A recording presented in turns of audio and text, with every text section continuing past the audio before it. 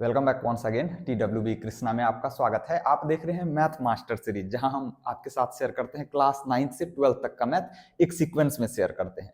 अभी हम आपके साथ क्लास 11th का स्टेट लाइन चैप्टर शेयर कर रहे हैं। तो एनसीईआरटी का स्टेट लाइन का जो सेकंड एक्सरसाइज है उसका क्वेश्चन नंबर 15 है। आपने पिछला क्वेश्चन देखा या नहीं देखा उससे कोई फर्क नहीं पड़ता, जहां से आप देखना शुरू करेंगे वहीं से समझ में आएगा डंके की चोट पे, क्योंकि चीजों को मैं चटपटा बना के पेश करता हूं ताकि चौपट से चौपट बच्चों को भी समझ में आ जाए, या फिर जो मेडिकल जेई का प्री प्लानिंग कर रहे होंगे ना क्लास 8 9 10 से, उसे भी क्रिस्टल क्लियर हो चीजें, है ना। तो आइए हम क्वेश्चन पढ़ते हैं, बकैती हम बीच में करते रहेंगे।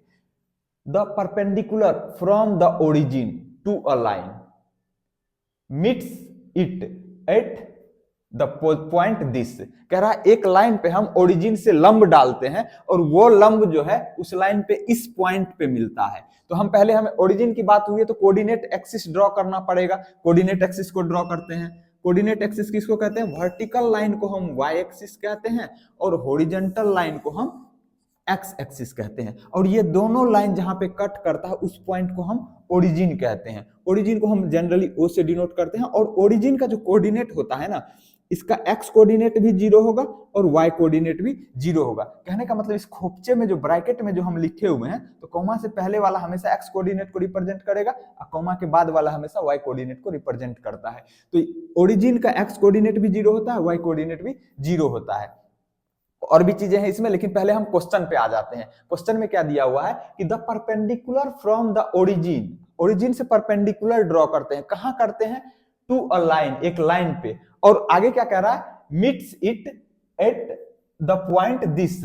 और परपेंडिकुलर जो ड्रॉ करते हैं ना लाइन पे, उस लाइन पे इस पॉइंट पे मिलता है -2 और 9 पे, मतलब एक्स कोऑर्डिनेट -2 और वाई कोऑर्डिनेट 9 है उस पॉइंट का, जहां पे परपेंडिकुलर उस लाइन से मिलता है। तो हम मान लेते हैं कि ये एक लाइन है और इस लाइन पे ये ओरिजिन से हम परपेंडिकुलर खींचते हैं। तो हम परपेंडिकुलर इस लाइन पे ओरिजिन से ये खींच दिया, सीधी लाइन खींचेंगे, सीधी लाइन बना दे रहे हैं, ये परपेंडिकुलर ड्रॉ किया। ठीक, इस परपेंडिकुलर का जो ये वाला पॉइंट है ना, जहां पे इस लाइन से मिल रहा है, इसका कोऑर्डिनेट दिया हुआ -2 9, मतलब एक्स कोऑर्डिनेट कितना है?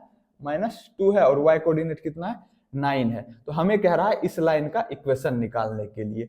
तो मान लेते हैं इस लाइन का नाम ए बी है, ठीक। और जहां पे ये मिल रहा है जिस पॉइंट पे इस लाइन से, उसको हम डी कह देते हैं। ओडी परपेंडिकुलर है ए बी के।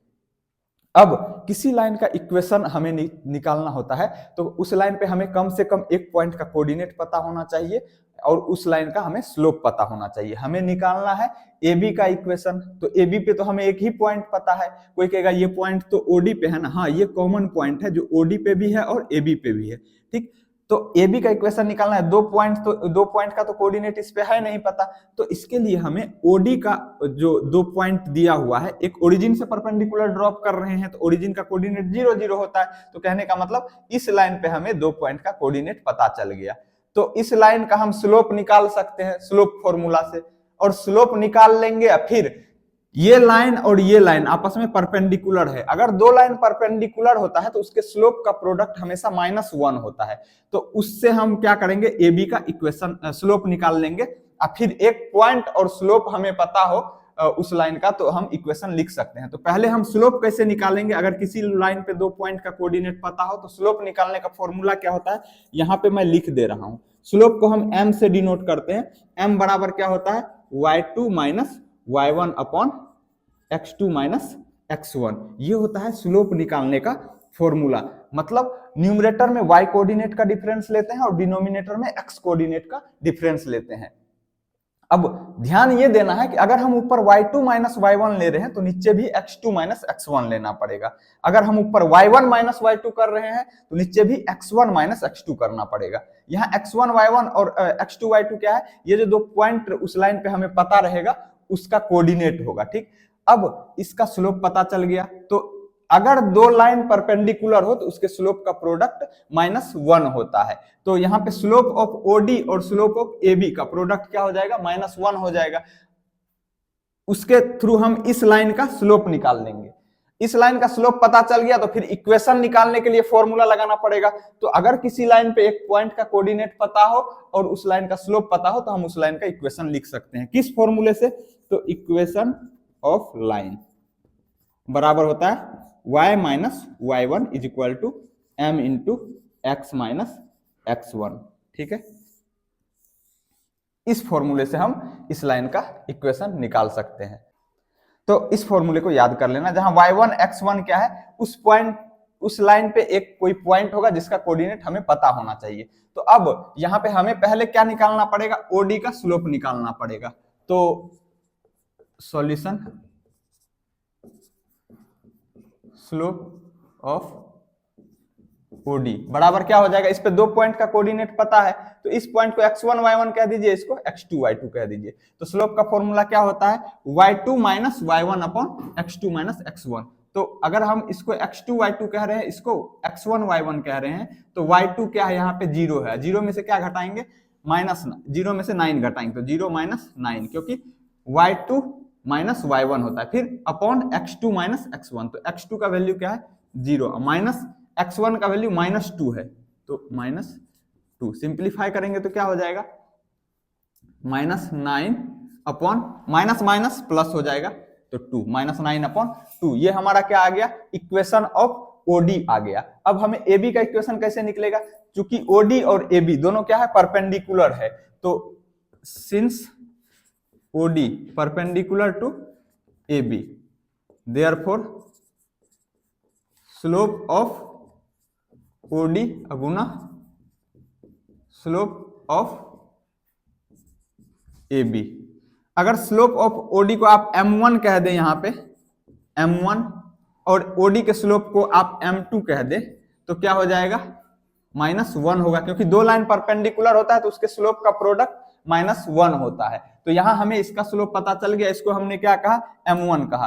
तो यहाँ पे क्या हो जाएगा, m1 का वैल्यू कितना है, -9/2, -9/2 multiply by m2 is equal to -1। तो यहीं पे हम लिख दे रहे हैं, यहाँ पे m2 का वैल्यू निकालना है, तो ये 2 डिवाइड में इधर जाएगा तो -1 के साथ मल्टीप्लाई होगा, तो क्या हो जाएगा, m2 इज इक्वल टू 2 को -1 के साथ मल्टीप्लाई करेंगे तो -2 हो जाएगा, और ये -9 इधर m2 के साथ मल्टीप्लाई में है, RHS में जाएगा तो डिवाइड हो जाएगा, तो -9 माइनस माइनस कटा बराबर क्या हो जाएगा, 2/9। तो हमें स्लोप पता चल गया, क्या, स्लोप ऑफ AB, जिसको हमने m2 से रिप्रेजेंट किया, बराबर कितना आ गया, 2/9। अब AB पे हमें एक पॉइंट का कोऑर्डिनेट पता है, क्या है, -29। पॉइंट कितना है इस पे, पॉइंट -29। अगर हमें किसी लाइन पे एक पॉइंट का कोऑर्डिनेट पता हो और उसका स्लोप पता हो, तो हम ये फॉर्मूला लगा के उसका इक्वेशन निकाल सकते हैं। तो क्या हो जाएगा, therefore equation of line AB क्या हो जाएगा, y minus y1 is equal to m into X minus x1। तो y माइनस y1 क्या हो जाएगा, जो पॉइंट पता उसका y कोऑर्डिनेट, तो y कोऑर्डिनेट इसका कितना है, इस पॉइंट का 9 है, y minus 9 is equal to m क्या होता है, स्लोप, तो स्लोप क्या है यहाँ पे, 2/9 इंटू x माइनस x1, जहां x1 क्या होता है, जो पॉइंट हमें उस लाइन पे पता है उसका x कोऑर्डिनेट, तो x कोऑर्डिनेट है -2।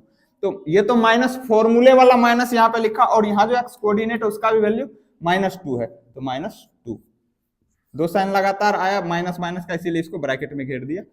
अब इसको सिंप्लीफाई करो, तो सिंप्लीफाई करोगे तो कितना हो जाएगा, 9, देखो RHS में डिवाइड में है, इधर आएगा तो मल्टीप्लाई हो जाएगा, तो 9 इधर आएगा तो इस दोनों टर्म के साथ LHS में मल्टीप्लाई होगा, तो 9 को y से मल्टीप्लाई करेंगे तो 9y हो जाएगा, फिर 9 को -9 से गुना करेंगे तो 9 9 जा 81, तो -81 इज इक्वल टू, ये 2x के साथ गुना होगा तो 2x हो जाएगा। अब फिर यहां अंदर को सॉल्व करते चलते हैं, माइनस माइनस प्लस हो जाएगा, तो +2 है, बाहर क्या है, 2 है, तो ये 2 इस 2 के साथ गुना होगा तो क्या हो जाएगा, +4 हो जाएगा।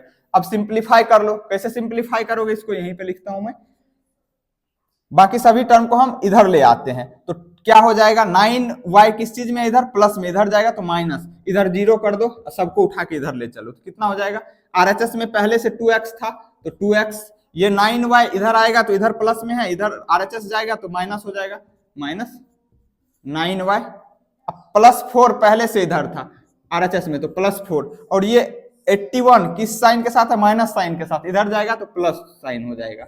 RHS जाएगा। तो अब सिंप्लीफाई करेंगे तो कितना हो जाएगा, 0 is equal to 2x minus 9y, 81 में 4 जोड़ेंगे तो 85, 85। यही आपका इक्वेशन हो गया। आप इसी को चाहो तो ऐसे लिख सकते हो, दोनों सेम चीज है, 2x minus 9y plus 85 is equal to 0। तो ये दोनों आप इस फॉर्म में लिखेंगे तो भी सही माना जाएगा, इस फॉर्म में लिखेंगे तो भी सही माना जाएगा। उम्मीद करता हूं आपको समझ में आया होगा। अगर फिर भी कोई डाउट है तो आप कमेंट सेक्शन में जरूर पूछिएगा। इस क्वेश्चन के थ्रू जो हमने कॉन्सेप्ट सीखा उसको याद रखना इंपॉर्टेंट है। अगर आपको स्क्रीनशॉट लेना है तो स्क्रीनशॉट ले लीजिए। तो हम फिर से रिवाइज कर लेते हैं। हमने जो इस क्वेश्चन में कॉन्सेप्ट सीखा वो क्या सीखा, अगर हमें किसी लाइन पे 2 पॉइंट का कोऑर्डिनेट पता हो, हम मान लेते हैं एक पॉइंट का कोऑर्डिनेट x1 y1 है, दूसरे पॉइंट का कोऑर्डिनेट x2 y2 है, तो उसका हम स्लोप लिख सकते हैं। किस फॉर्मूले से? स्लोप को हम m से डिनोट करते हैं, m बराबर होगा y2 minus y1 upon x2 minus x1। और अगर हमें किसी लाइन पे एक पॉइंट का कोऑर्डिनेट पता हो और उस लाइन का स्लोप पता हो तो हम उस लाइन का इक्वेशन लिख सकते हैं। मान लेते हैं एक लाइन का स्लोप m है और उस पे एक पॉइंट का कोऑर्डिनेट है x1 y1, तो उसका इक्वेशन क्या हो जाएगा, y minus y1 is equal to m into x minus x1, जहां m स्लोप है और x1 y1 उस लाइन पे एक पॉइंट का कोऑर्डिनेट है। उम्मीद करता हूं आपने इसे जिव्हाग्र कर लिया होगा, ताकि नींद में भी कोई पूछेगा तो तपाक से आंसर दे दे। फिर भी अगर कोई डाउट रहता है तो आप कमेंट सेक्शन में अपना डाउट जरूर पूछिएगा, या कोई ओपिनियन हो तो आप कमेंट सेक्शन में अपना ओपिनियन भेजिएगा। नेक्स्ट डे उसका जवाब आपको अवश्य मिलेगा। ओके, अगर आप चैनल पे नए हैं तो चैनल को सब्सक्राइब करके बेल आइकन को दबा दीजिए। फिर मिलेंगे अगले क्लास में। Until then take care, see you, bye bye.